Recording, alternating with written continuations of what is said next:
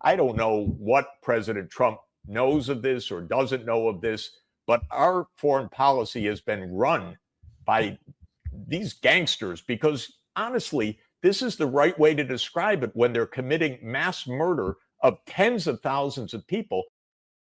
Pretty blunt statement there by Jeffrey Sachs, albeit true. He recently appeared on Andrew Napolitano's podcast, talking in particular about U.S. policy toward Israel and its war in Gaza. I can't wait to hear what he says, so let's watch and let's react. Please like the video and subscribe to the channel. I gather that the Israelis have duped the Americans into thinking that the Israelis are actually facilitating aid when they are so over-regulating it as to produce little or nothing of value. There's no question that Israel is starving the people of Gaza, and they're not hiding that fact in their internal discourse in Israel. They're talking about mass murder openly. They're talking, of course, about ethnic cleansing openly. They're talking about ridding Gaza of Palestinians. They're talking about permanent ownership by Israel. This is a rogue state completely outside of morality and outside of international law. And we're witnessing something horrific and despicable. And there can't be any confusion in the US government, because there can't be any confusion at all. What's happening is clear, straightforward, in the open, and in Israel, celebrated by this absolutely, I don't know the word, but completely murderous government. Yeah, it really is despicable. You saw this week when Likud member Moshe Feiglin got up there and said every baby in Gaza is an enemy. This is an ex-lawmaker, not current one, but also part of the Likud party, which Netanyahu belongs to.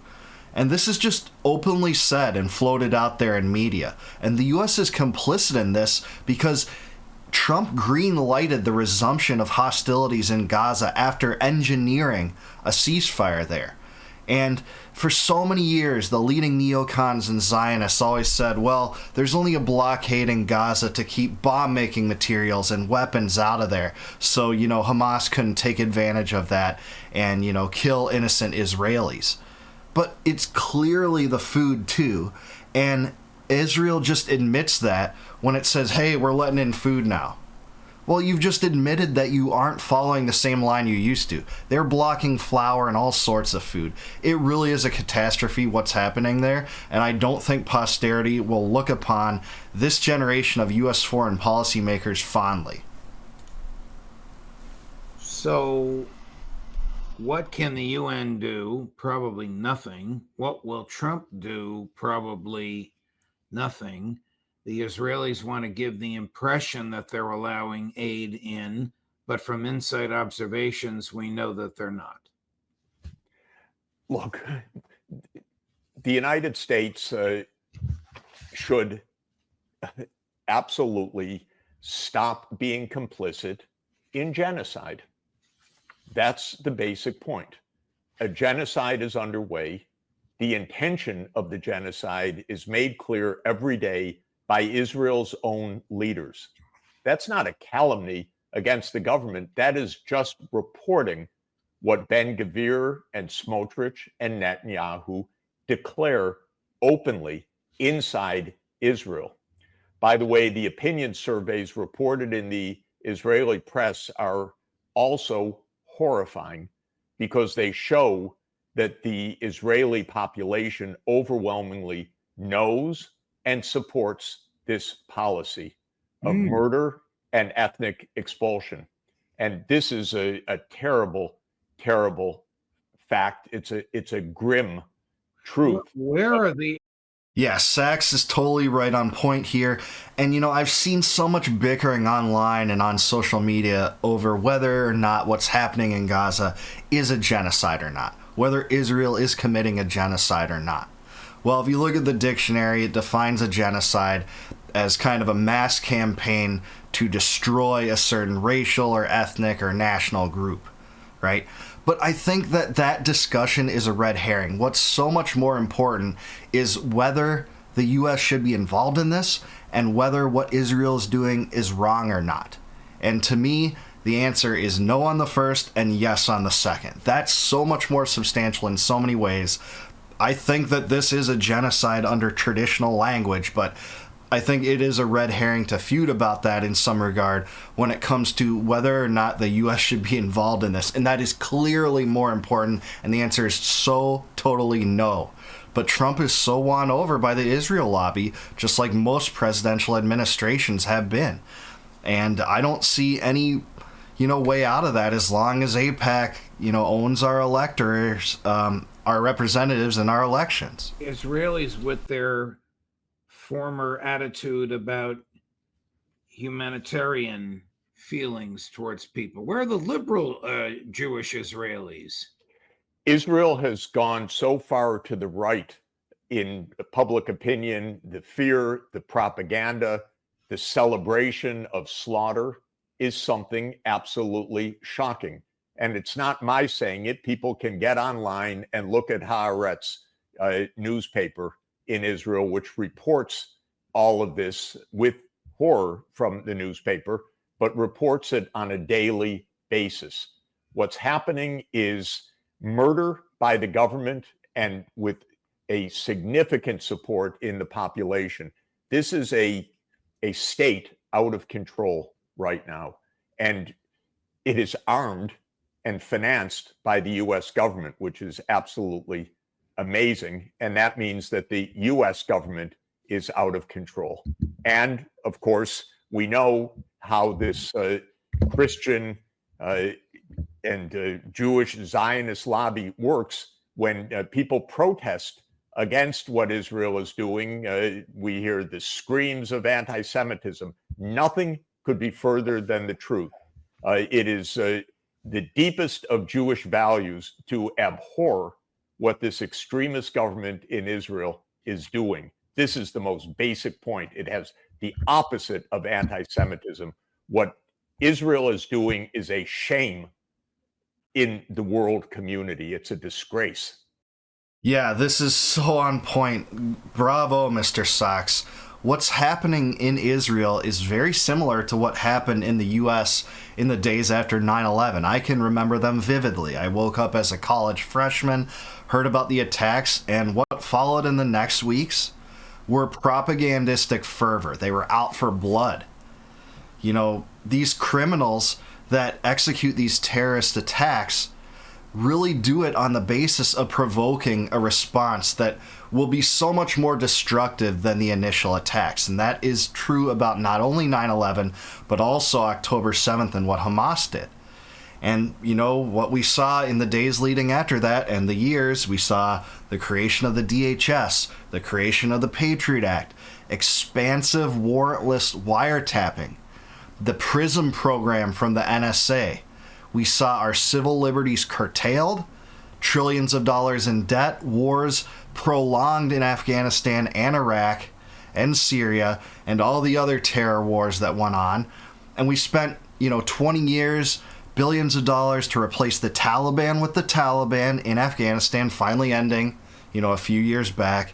And the fruits of this stuff are never pretty. They never pay dividends for the citizens of that country that was attacked during, a multi-decade affair where there were animosities drawn up over foreign policy. And that's been the case in Palestine and in Gaza and in Israel. Because history didn't begin on October 7th, and neither did it begin on September 11th. But what they want to prove to you and, relay via propaganda is that it did, and that we have to kill a bunch of people over it, needlessly. But so many thousands of the people are innocents in Gaza. I don't want to increase your heartburn, Professor Sachs, but I do want you to watch this California surgeon who twice volunteered to go and did go to Gaza, and who testified before the Security Council yesterday about what he saw. This is Dr. Feroz Sidwa, Chris, cut number 17. My name is Dr. Feroz Sidwa. I am an American trauma and critical care surgeon based in Stockton, California. I come before you today to speak about the Gaza Strip, where I have volunteered twice since October 7th. The Constitution of the World Health Organization states that the health of all peoples is fundamental to the attainment of peace and security and is dependent on the fullest cooperation of individuals and states. I've taken this to heart, and it is the reason I volunteer in conflict zones from Haiti to Ukraine to Gaza.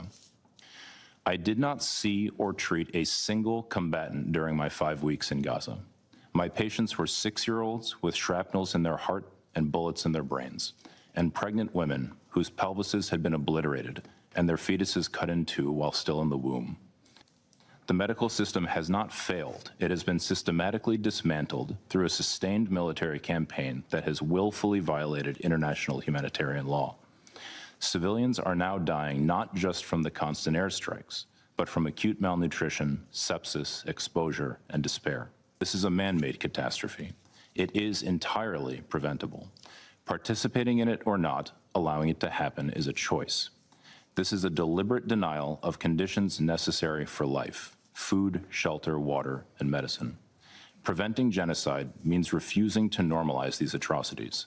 It means refusing to dehumanize the Palestinians, to refuse to see them as calories counted or numbers of trucks moved. We see now that this way of thinking has brought about a human dignity crisis with an entire people on the edge of survival.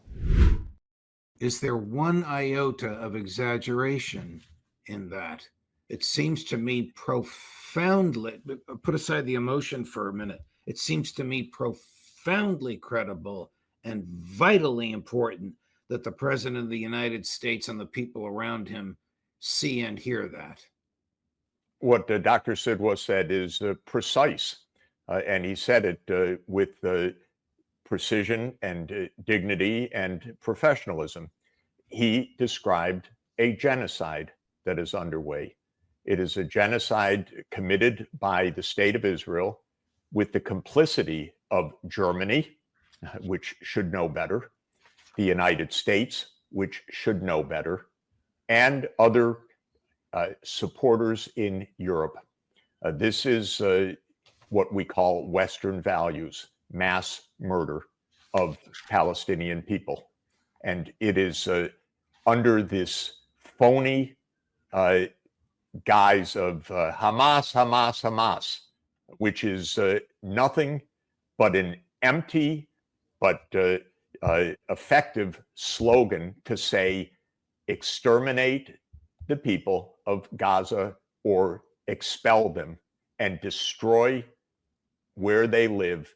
And what Dr. Sidwa explained, people should understand: every clinic, every hospital, every school, every university, all the residences are being obliterated systematically by the government of Israel. And they explain why, and they've said it from the first day, to make Gaza completely unlivable. So let's say that you believe what Sachs says is propaganda and what Dr. Sidwa said is propaganda. Just break it down empirically. There were 2.1 million people in Gaza before October 7th. And at that time, there were estimated to be between 20 to 30,000 members of Hamas in Gaza at that time. So since October 7th, the Israelis have killed, I've seen projections all over the place, but about 50 to 100,000 people in Gaza. Now, on the upper end of that trajectory, that projection, they would have killed 3 times the number of Hamas that were even thought to exist. And by the way, they're not alone in this. The U.S. has killed millions of innocents in Afghanistan and Iraq and all over the place. So I'm not just pinning this atrocity. I am this one on Israel, but the U.S. has been involved in lots of these sorts of things too. So now Hamas is a shell of its former self. There's only like 15,000 Hamas members right now, according to many estimates, and that's not enough for Israel. And Hamas is willing to lay down arms for hostage exchanges. They've been saying that since, the first months of this conflict. And it's not enough for the U.S. to stop funding this. It's not enough for Netanyahu to stop this. They want it cleaned out. They went right into Rafah, cleaned it out. Look at the bodies being pulled out of the rubble, children, complete city blocks annihilated. What these people are saying is true. We all see it on TikTok. That's why they wanted to ban TikTok. Unlivable. That is genocide. That is what they are doing. Yesterday, while Trump's negotiators were meeting with the Iranians in Rome, the president told reporters that he actually called Prime Minister Netanyahu and told him not to attack Iran. Apparently, U.S. intelligence revealed to the president that Netanyahu was contemplating an attack. What kind of a monster would attack Iran while his benefactor, the United States, is negotiating a treaty at Netanyahu's behest? One that wants regime change in Iran at all costs and believes it can get away with it if they play their cards right. That's the answer to his question. These people are sick. They are. Well, he is a person with an international arrest warrant for crimes against humanity and war crimes. So, yes, this man is under indictment by the International Criminal Court. Of course, most of our Congress, which gets paid by the Zionist lobby, and again, I want to emphasize most of these so-called Zionists in the United States are Christian evangelicals. This is by far the dominant voter base. It's the biggest vote. Yeah, I hate to say he's right about that too. A lot of people want to blame all this anti-Israel vitriol and condemning the genocide and berating the government of Israel for that on anti-Semitism. But most Zionists in the U.S. are Christians. There is Dick Cheney and John McCain and all sorts of neocons that contributed to this Zionist fervor over the years. And it's not just, the Jewish neocons. So whenever someone wants to just blame this all on anti-Semitism, it's trying to shift the goalpost and make it seem like you just can't criticize Israel. It's the biggest voter base of President Trump. This is the crew, just to interrupt you for a minute, this is the crew that controls and runs the House of Representatives. Every congressman is shadowed by this lobby. Except Thomas Massey and Marjorie Taylor Greene, I believe. But yeah, with few exceptions, he's right about that. Incidentally, I hope that the American citizens understand that the person in charge of all of these affairs at the White House and the National Security Council is Israeli-born, former employee, maybe current, of the Ministry of Defense of Israel.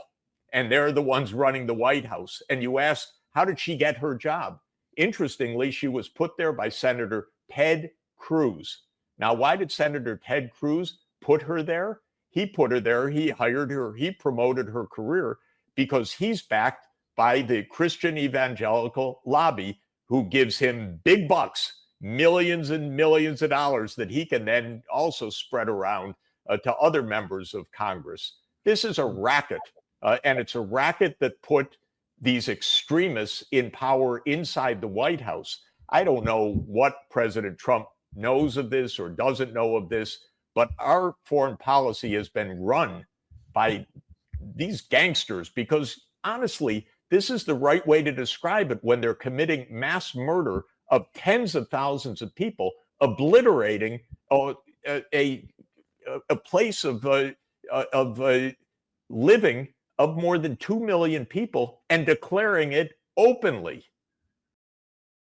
Look, Sachs is right. Our foreign policy is being run by gangsters. He's also right to say there's no better word for it. And that's been true for my entire adult life and many of you viewing this, certainly your lives as well. And there's no getting around that without adhering to non-interventionism.